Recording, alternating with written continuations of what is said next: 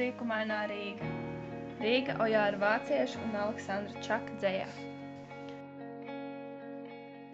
Uz visiem trotuāriem, no Ziepniekalna līdz Sarkandaugavai, un, kad apbūvēs Ķengaragu, neslampājiet, uz trotuāra būs sirds.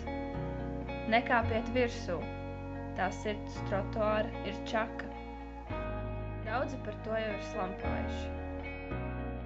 Kioski zem bulvāru kokiem veciem, kā zem zaļiem lietusargiem stāv. Neuztrauc tos pat visdaļās dāmas, slaido kāju kairais burvīgums. Nekāpiet virsū, tā sirds trotuāra ir Čaka. Ai raibās izkārtnes, mans pirmais gleznu zalons. Tās vienmēr ieraugot sirds rāvās debesīs. Uz viņām mācījos kā zēns izskaņot vārdus.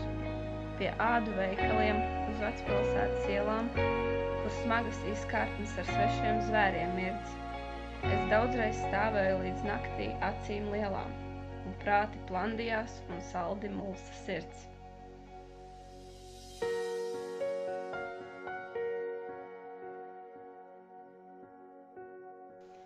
Rīga ir pilsēta, kur mēs varam runāt savā dzimtajā latviešu valodā. Tā ir vieta, kur jūtamies brīvi un nepiespiesti. Rīgas daile spēj aizkustināt ikvienas sirdi, tāpat kā tā aizkustināja Čaka.